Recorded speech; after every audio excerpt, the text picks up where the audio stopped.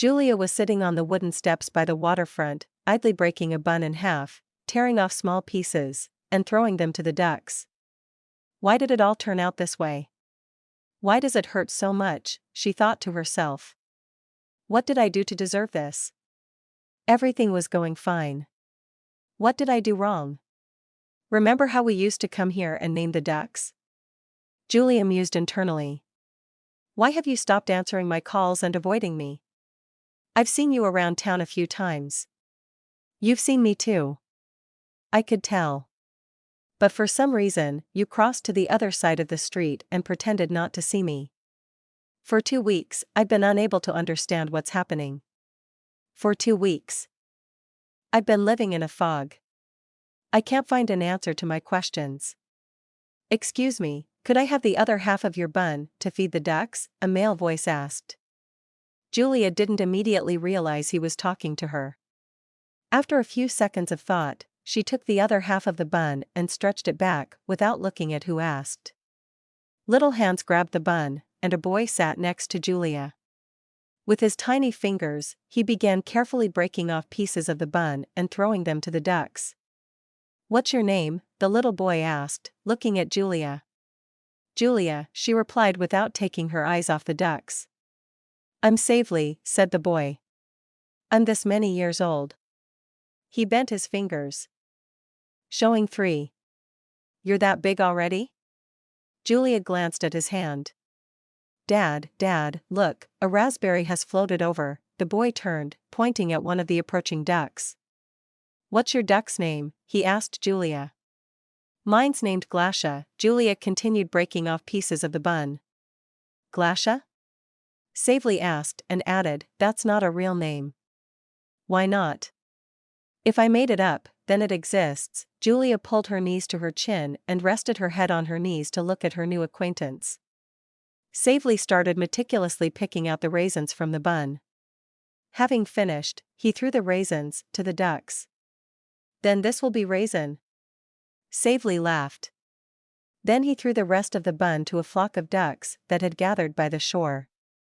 And this will be bun, he said, laughing and pointing at a duck in the crowd. Savely, let's go, we still need to visit Grandma, a male voice called again. Savely's dad had been a bit away, not interfering with his son's conversation with his new friend. Savely obediently stood up. The ducks say thank you. Savely told Julia. How do you know? Julia didn't lift her head from her knees. Hear how they say thank you? Savely mimicked the ducks quacking. He took his dad's hand, and they went on their way. Julia was left alone with her thoughts again. See, someone else knows how to name ducks, not just you, she smirked to herself. The next evening, Julia sat in the same place. As always, when she and Alexander were together. She broke the bun in half. It always came from Sasha. And now she placed it beside her. The other half was always hers. Julia broke off pieces of the bun and threw them to the ducks. Julia! Julia, a child's voice called from behind her. Savely ran down the steps with his bun. I told Dad you'd be waiting for me, and the ducks would be waiting. Savely sat next to Julia and started breaking the bun. Savely's father, like the day before, sat a bit away from them. He watched what was happening, seemingly preoccupied with thoughts other than conversing with the child. Look, a drake. Savely pointed at an approaching drake. How do you know that? Julia asked with interest, turning her head towards Savely. Dad said that drakes have green necks, and ducks have brown ones. Do you know what baby ducks are called? Savely looked intently at Julia. No, Julia decided to play along with Savely's simple game. Ducklings. Savely laughed. And do you know what baby pigs are called? He continued his quiz. Piglets? Julia smiled at Savely. No. Savely burst into laughter. Piglets. You're so big and you don't know what baby pigs are called? Savely smiled and continued feeding the ducks. Dad, I'm thirsty. Savely turned to his father. Julia, would you mind watching him for a few minutes? I'll run to buy him some water, the father asked. Julia nodded in agreement. And Savely's father went up the steps to the nearest kiosk for water. Today at kindergarten, I wrote a letter to Mom. Savely pulled from his little pocket a sheet crumpled into several layers, covered in colorful scribbles and some drawings. He handed it to Julia and began to read. Dear Mom, I miss you. Dad takes me to kindergarten, and we go feed the ducks. I wish you would come to us, and we could play with the excavator. Savely ran his finger over the scribbles as if he was reading and understanding what he himself had encoded in these sticks and circles. Here, Savely, here's your water. You must have tired Julia with your talks, a calm voice of the father unexpectedly sounded from behind. Drink up and let's go. Savely, can I hug you? Julia asked, looking into the bright face of this little person. Savely looked questioningly at his father. Decide for yourself, the father answered. Savely approached Julia, and she hugged him. You smell like tasty candy, Savely noted and, not moving away from Julia, whispered, Julia, give this letter to my mom. She's also an adult and works. Her name is Svetlana. Julia carefully took the note, not understanding how exactly she was supposed to deliver it. And who was this Svetlana? Why does her son write such mature, touching letters to her? All right, little big person, Julia released Savely from her embrace. The father, as the day before, was at a distance from the conversing son and Julia, and Savely, as the day before, climbed a few steps and took his father's hand, humming something. They walked down the steps. Julia came home and unfolded Savely's letter. What are you going through, little person? Why are you writing this letter to your mom? Julia wondered. She tried to decipher the scribbles, but they were only comprehensible to their creator. Julia had been in a detached state for 2 weeks. She didn't want anything. At work, she just functioned. She didn't want to be at home. So, every evening, she sat late at the waterfront feeding ducks. Alexander had stopped communicating. Apparently, he changed his phone number because all messages from Julia remained undelivered. Julia took a piece of paper and began to write. Hello, Alexander. Yesterday I met a wonderful person. He reminds me of you. He also knows how to name ducks. But I miss you. I don't understand what happened. Why suddenly I became unnecessary? Why are you avoiding me and not saying what went wrong between us? It's been very hard all this time. And I'm not even sure it's over. I can't just let you go. I can't do it. You are with me everywhere. In the park, at work, at home. I live with memories of the times we spent together. And all the time trying to understand what and at what moment I did wrong. I know you won't receive this letter and will never read it. It's for me. I realized this today when one little, but very big person read me his letter. I want to ask for your forgiveness.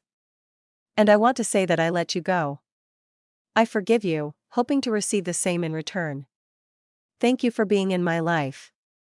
I need to move on. It's hard to wait every day for your calls or meetings. I've decided to say goodbye to you. Goodbye. Alexander. Julia reread her letter several times and carefully packed it in an empty envelope, then she hid the letter on a shelf between books. In the morning, Julia woke up feeling slightly uplifted, as if some part of her became a bit kinder and a bit happier to perceive the world. Nothing interesting happened at work. But she devised a plan on how she would take another step to say goodbye tonight. Julia brought a box from work and, without changing into home clothes, began to gather all the things that reminded her of Alexander. Into the box went souvenirs, framed photos, Alexander on mugs, postcards, fridge magnets, a couple of toys Alexander once gave her. Julia gathered all of it and took it to the balcony. It's easier to breathe, Julia said aloud. The next day, she spent cleaning thoroughly, as if trying to wash away all traces and her memories. Julia looked at the clock. It was already 1900 hours. She quickly dressed, grabbed a couple of pieces of bread from the bread box, and ran to the waterfront. Julia's house was a 5-minute walk from this landmark place. Julia approached the steps and saw Savely and his father already starting to leave.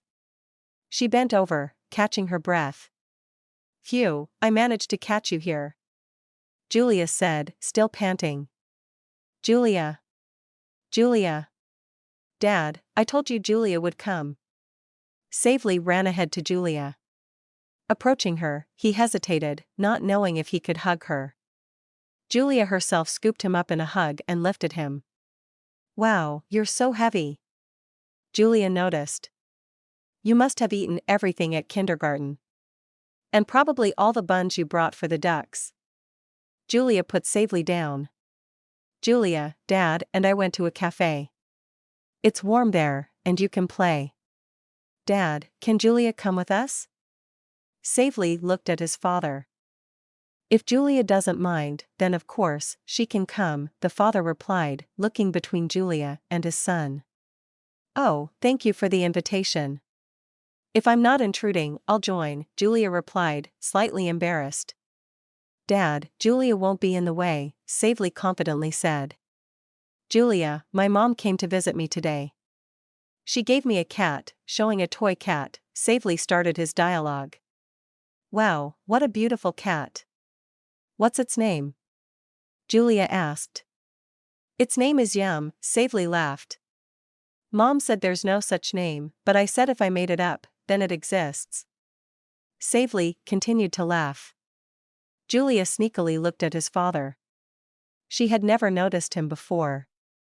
Every meeting, he was at a distance and rarely intervened in their dialogue with Savely. Julia tried to understand what happened to these people. Maybe they, like 3 wounded hearts, met to help each other. "And now we live nearby, but Mom lives far away," Savely continued his speech. "I also live nearby." "That means we're neighbors," Julia quickly joined the conversation. "Which floor do you live on?" Savely asked Julia. "On the 7th, Julia replied. "And you?" Savely looked at his father. "Well, remember, you know which floor," the father calmly replied. "On the 3rd floor," Savely looked between his father and Julia. "Correct, on the 3rd floor," his father gently corrected. "Wow. So you're 3 years old and live on the 3rd floor. Will you move to the 4th floor when you're 4 years old?" Julia asked cheerfully. Savely looked questioningly at his dad. His father pretended to be surprised by such a question, and Savely answered. "Dad said we won't be moving anymore." "Even Dad?" Savely took his father by the hand and started pulling him down, signaling to whisper something in his ear. Savely whispered loudly. "Dad, can I hold Julia's hand?" He looked inquiringly at his father. "You're a man, ask her yourself." "I don't know the answer to that question," said the father, smiling and looking at Julia. Julia, although she heard everything, decided to pretend that the conversation between Savely and his father wasn't about her. "Julia, can I hold your hand?" Now Savely was looking inquiringly at Julia. Julia extended her hand. "Of course, you can," Julia smiled in reply. They reached the cafe. Savely immediately asked permission to go to the children's area. Savely's father and Julia chose a table near the play area so Savely wouldn't lose them. They sat down at the table. "My name is Roman," Savely's father turned to Julia. "You've already met my son." They both smiled. "We're going through a tough time with Savely, so if he bothers you, just tell me. He's quite the negotiator." Roman smirked and drifted into his thoughts. The waiter approached. Julia and Roman placed their orders. "Savely really needs support right now. I'm trying to provide it as best I can." "Thank you for supporting him too," Roman continued. "We recently moved to this area. It's nice here. And the waterfront is so close." Savely likes the local inhabitants, the ducks. Julia only then noticed that Roman was lost in thought, as distant as she had been a few days ago. Roman was looking through the semi-transparent glass that separated the play area, keeping an eye on Savely at all times. After a few minutes, he suddenly jumped up. "Julia, I'll be right back," he said quickly. Roman quickly stood up and rushed to the play area. Julia looked through the glass and saw an animator, having lifted Savely onto her lap, was blowing on his knee. Roman returned carrying his son, and Savely was already talking to his father. Raising his little hand up, making a stop sign. "Dad, it doesn't hurt, don't worry, I'm not crying," said Savely. "Look at the cool band-aid they gave me." Savely showed off a bright children's band-aid stuck on his knee. "I tripped and scraped my knee." "It's nothing serious," Roman explained to Julia. As he sat down, trying to make himself comfortable, he spilled coffee on himself. "What a mess," Roman cursed. "Okay, Savely, sit on the chair for a while. I'll go try to wash my shirt." "Savely, come to me," Julia offered. Savely looked questioningly at her and then at his father. "Go ahead if you want," the father suggested. Savely quickly hopped down and moved from his father's arms to Julia's. Roman went to clean the coffee stain. "My mom lives far away. We used to live there with Dad and Mom, but now we've moved. Dad said it happens, that I shouldn't be upset," Savely spoke. Julia stroked Savely's head, and he involuntarily leaned back into her arm, as children do when they're about to fall asleep. "But now I have ducks," Savely continued. "Why is the world arranged like this? It doesn't matter if you're a big or a little person. You encounter these troubles, and you must learn to live with and handle them on your own," Julia thought, staring into space. Just like that, someone decides your fate without asking if you want it or not. And where does such a little person find the strength to understand that Mom and Dad no longer want to live together?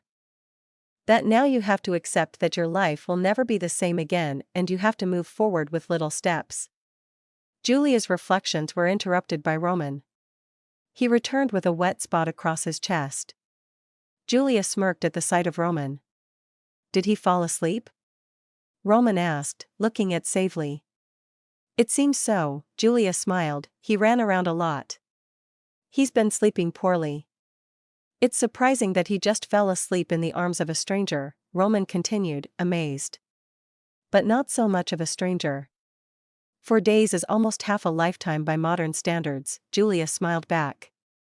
Roman called the waiter, paid for the coffee, and carefully picked up his son. "Can I help you, hold the door for you?" Julia offered. "Thank you, we'll manage, we're independent men," Roman smiled back. "I can see that. Especially the little one, very independent and grown up." Julia held the door open so Roman and Savely could leave without obstruction, and they headed towards their home. Julia came home and started writing another letter, in large print letters. "Dear my friend Savely, you are the most wonderful person. I would very much like for you to remain such a true person forever. Remember, whatever happens to you, it's important to always move forward. I'm glad to have a friend like you. A friend who loves to name unfamiliar ducks. And despite the fact that you are still small, you are already a very big and grown-up man." Julia drew a couple of stars and flowers on her letter, folded it several times, and wrote on top, "To the little, but true man. See you tomorrow." Julia mentally said goodbye to Savely, but only for a short while. "Just until tomorrow. Tomorrow. Tomorrow."